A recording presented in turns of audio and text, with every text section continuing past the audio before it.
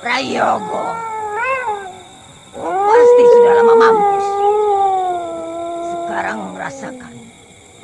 Semua keturunanmu yang akan menerima pembalasanku.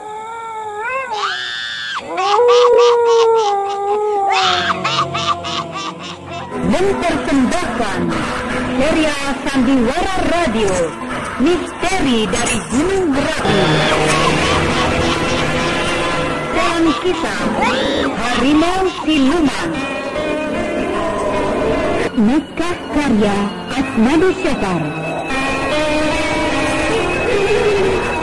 Dengan para pelaku Iwan Kamajaya sebagai Salikun, Ape Burhan sebagai Darlis, Rini Utapa sebagai Lasmi, Bahar Mario sebagai Sembara, Wati Chandra sebagai Kakek Jabat, Sri Purwaningsi sebagai Mariamah, dan pembawa cerita Neni Sunardi. Pada bagian yang ke-21 telah dikisahkan bahwa beberapa hari setelah Mardian menikah dengan Farida, terjadilah hal-hal yang tidak diinginkan oleh Mardian. Kejadian-kejadian yang telah diperingatkan oleh Datuk Panglima Kumbang. Dan pada hari ketiga dari hari perkawinan mereka, datanglah siluman wanita yang bernama Nik Ringgi mencari Mardian, karena dia ingin menikah dengan Mardian yang sebenarnya juga sudah menjelma menjadi harimau siluman. Sedangkan Nik Ringgi itu adalah jelmaan induk harimau yang pernah dibunuh oleh Mardian. Rahasia ini disimpan baik-baik oleh Mardian. Tetapi tidak urung, Farida menjadi takut juga dengan tingkah laku Mardian yang tiba-tiba akan menerkam dan menghisap darahnya. Nah, saudara pendengar, marilah kita ikuti serial Sandiwara Radio ini, Misteri dari Gunung Merapi, dalam kisah Harimau Siluman.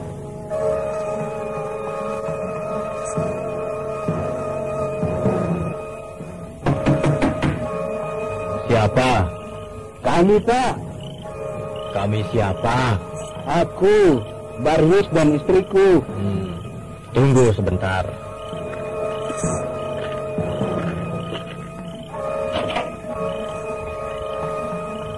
Sudah malam betul kalian kemari. Iya, Pak. Kami ada perlu penting. Masuklah. Terima kasih.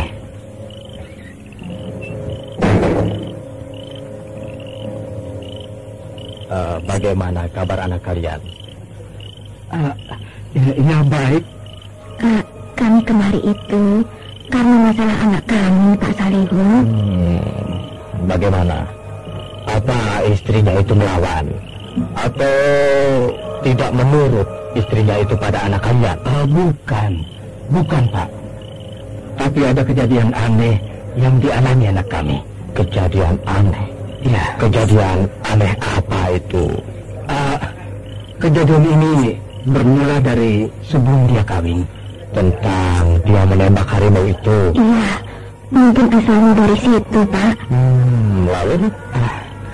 Satu hari sebelum kawin, dia pernah didatangi oleh seekor harimau malam hari. Memang begitu.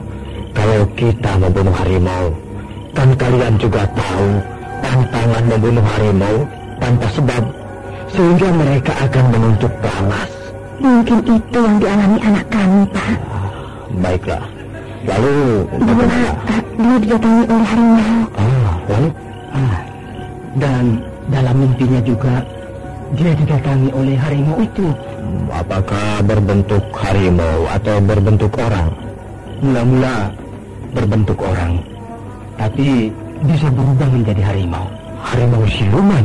Apa, Pak? Harimau siluman? Ya, itu harimau siluman. Berbahayakah itu, Pak? Ya, mungkin juga berbahaya.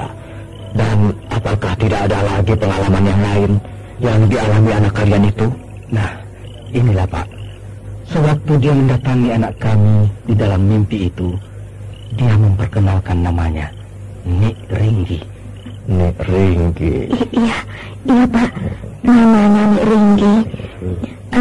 Tadi sewaktu kami tinggalkan Mardian di rumah mertuanya, ada wanita yang bertamu dan ingin numpang bermalam. Apa keanehannya? Dia memperkenalkan dirinya dengan nama Nyi Ringgi. Dan kalian tinggalkan Mardian di tempat mertuanya itu? Iya, Pak. Wah, celaka. Bahaya, itu berbahaya. Berbahaya bagaimana, Pak? Wah, dia pasti membalas dendam. Wanita itu pasti harimau siluman yang sedang mengintai terus kemana Mardian pergi. Kenapa begitu, Pak? Karena Mardian telah membunuh harimau, bukan? Dan mereka akan menuntut balas. Jadi, anak kami sekarang dalam bahaya, Pak Salihun. Tunggu. Mari kita lihat sebentar.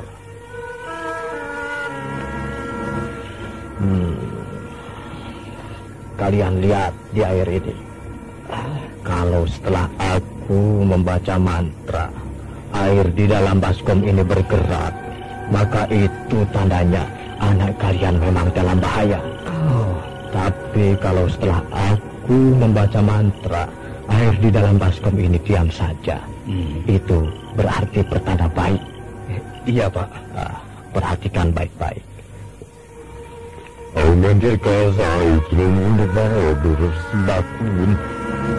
Mama barakatulih jadi kurang kata air itu bergerak perlahan.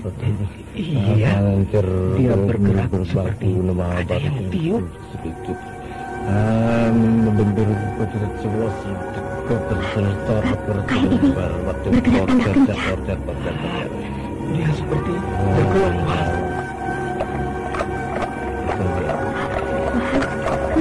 Air ini seperti akan tumpah. Coba kita jalan tangannya, Pak. Sudah kalian lihat, bukan?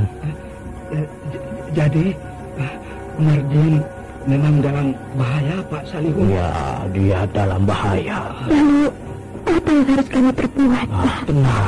Tenanglah. Aku akan buatkan jimat penangkalnya. Tapi untuk lebih jelasnya kerja kita ini, aku akan lihat dulu dari mana asalnya gangguan ini. Siapa yang sudah berbuat jahil terhadap anak kalian itu? Dan bisakah kami juga tahu siapa orangnya, Pak? Ya, kalian akan aku beritahu siapa musuh yang masih samar-samar ini. Hei, Nek Ringgi, siapa yang telah menyuruhmu untuk membuat bencana ini? Ya, aku ingin tahu. Hei, kau jangan coba-coba menentang aku. Hah? Siapa? Datuk Panglima Kumbang. Celaka. Dia sedang dalam ancaman Datuk Panglima Kumbang. Siapa itu, Pak Salihun? Iya. Kita mendapat lawan yang berat. Lawan berat bagaimana, Pak? Datuk Panglima Kumbang itu adalah penghulu atau ketua dari segala macam harimau. Dan dialah yang telah mengirim siluman itu untuk siap mengintai Mardian dimanapun dia itu berada. Wah, jadi anak kami akan diikuti terus, Pak? Ya, tampaknya begitu. Aduh, Pak Salihun, tolonglah kami, Pak. Tolonglah selamatkan anak kami.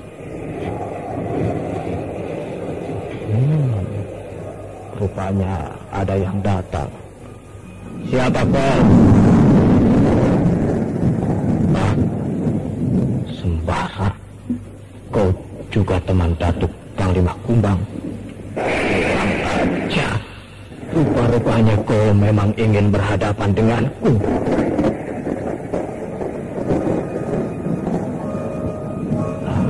Baik, aku tidak akan tanggung-tanggung lagi untuk menghadapimu. Dan kalau kau tidak keberatan, aku kirimkan ini padamu. Terimalah. Iya!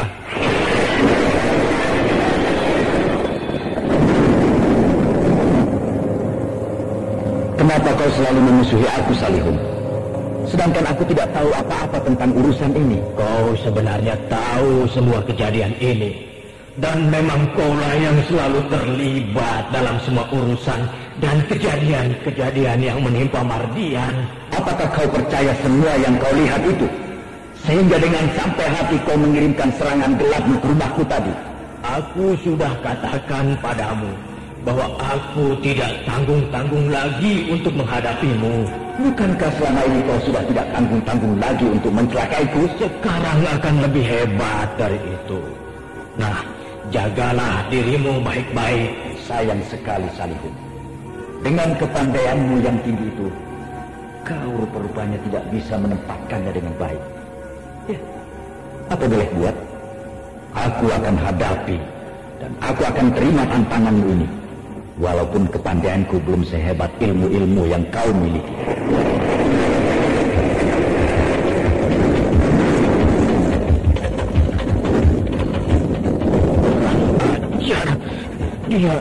Dia telah pergi.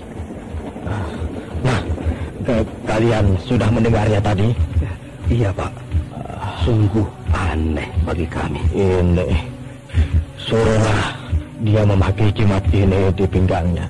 Iya, Pak. Mudah-mudahan gangguan itu tidak akan berani lagi mendekatinya. Oh iya, Pak. Terima kasih. Hati-hatilah. Siluman ini sangat berbahaya sekali.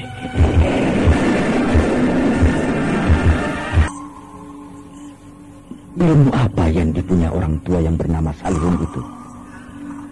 Ya, aku harus hati-hati. Karena setiap waktu, dia bisa saja menyerangku tanpa aku siap dan mengetahuinya. Apalagi sekarang, dia sudah bertekad untuk menghadang dan melumpuhkanku.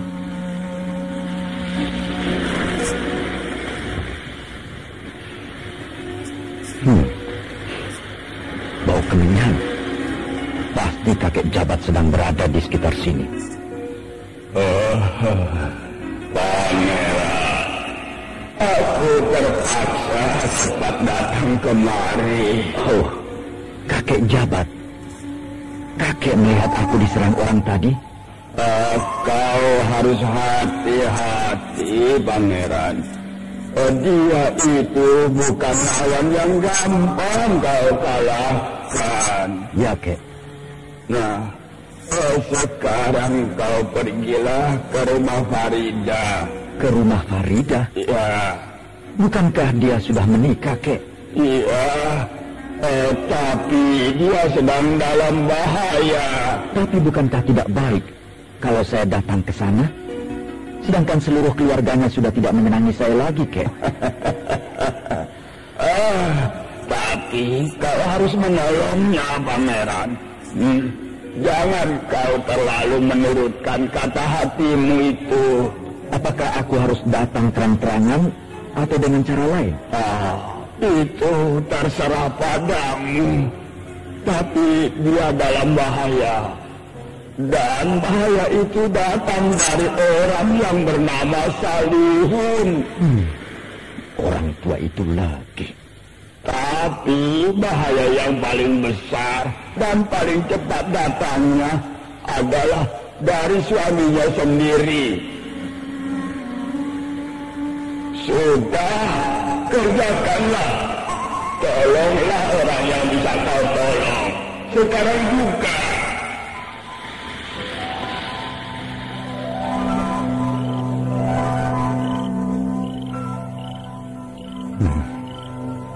Kakek jabat sudah pergi. Dan sekarang, aku harus menolong Farida. Apakah malam ini aku ke sana? Apa kata orang nanti?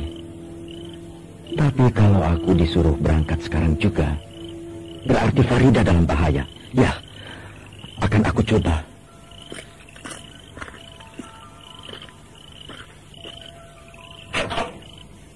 Kau yang membuka pintu itu, Bara. Wah, ibuku bangun. Bara?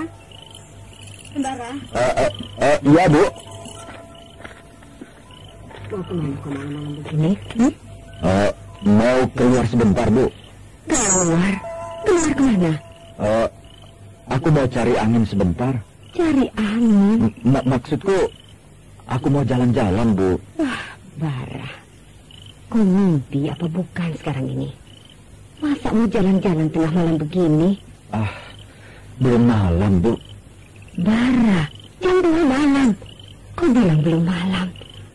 Kau seperti orang yang belum pernah melihat kampung ini malam hari. Jalan-jalanlah jam 2 malam. Ibu. Ada urusan sebentar, Bu. Urusan? Urusan apa tengah malam begini? Sudah, besok saja. Kau jangan bertingkah yang aneh-aneh.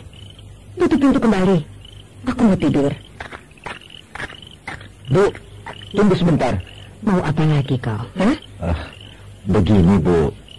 Sebenarnya, aku akan menolong orang malam ini. Menolong orang? Iya, Bu. Apa maksudmu, Bara?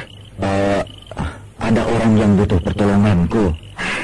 Menolong bagaimana? Ya, dia butuh ditolong, Bu. Kau bicara berputar-putar tentang tolong-menolong saja dari tadi. Aku tidak mengerti, Bara. Ada orang yang perlu ditolong? Iya. Kenapa dia? Dan siapa orangnya? Aku belum tahu kenapa. Tapi dia dalam bahaya, Bu. Bahaya apa? Aku belum tahu juga, Bu. Hei, Bara, kau ini bagaimana? Malam-malam begini punya urusan, tapi tidak tahu apa urusan itu. Mungkin kalau aku sudah sampai di rumahnya, aku akan tahu.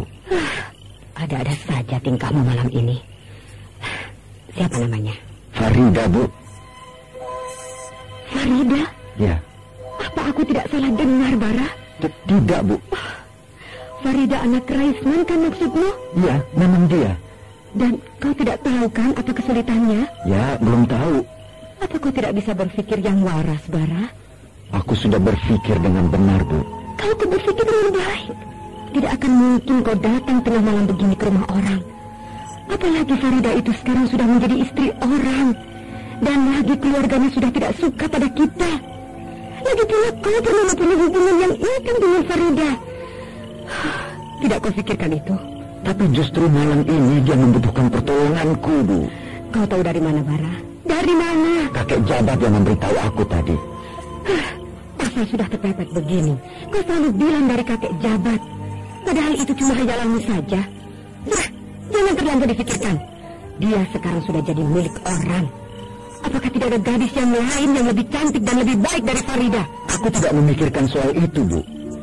Aku sekarang sedang memikirkan soal keselamatan orang lain. Kau boleh memikirkan keselamatan orang lain. Kita boleh membantu dan menolong orang lain. Tapi kalau untuk memikirkan keselamatan keluarga Raisman, tidak. Apakah ibu tega melihat Farida dalam bahaya? Dan apakah aku akan tega melihat kau nanti di sana dimaki-maki orang karena tidak tahu sopan santun, malam-malam datang ke rumah orang? Atau aku akan datang secara sembunyi-sembunyi ke sana? Apalagi kalau kau datang secara sembunyi-sembunyi, akan lebih hebat lagi orang menuduhmu yang bukan-bukan. Tidak usah kau memikirkan mereka lagi. Buanglah rasa macam-macam tentang Farida dalam pikiranmu, karena tidak ada gunanya. Kau mengerti? Ya, aku mengerti.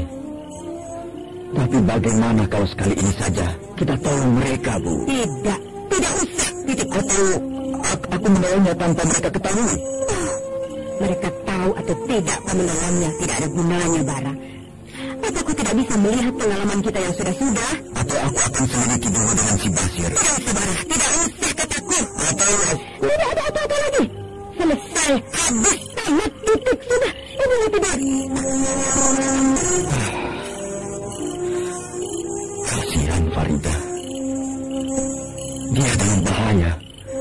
Tapi aku harus menolongnya. Apa boleh buat? Walaupun ibu akan marah.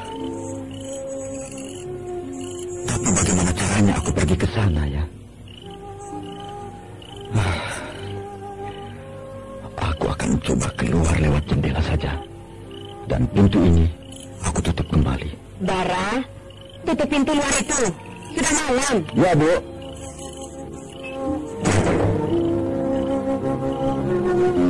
Salihun mencoba memberikan jimat penangkal untuk Mardian, supaya dia tidak lagi didatangi oleh siluman harimau itu. Tetapi Salihun tidak tahu bahwa Mardian pun sekarang sudah menjadi harimau siluman, yang kadang-kadang bisa membunuh orang karena dia butuh darah untuk diminumnya. Sementara itu, antara Sembara dan Mariamah terjadi sedikit ketegangan karena niat Sembara akan menolong Farida ditentang keras oleh ibunya itu. Ya, rupanya masih ada bekas rasa cinta di hati Sembara terhadap Farida. Atau memang masih besar cintanya terhadap gadis itu, sehingga walaupun sudah bukan miliknya lagi, dia masih bersedia menolong Farida dari segala mara bahaya yang bisa mencelakakan gadis itu.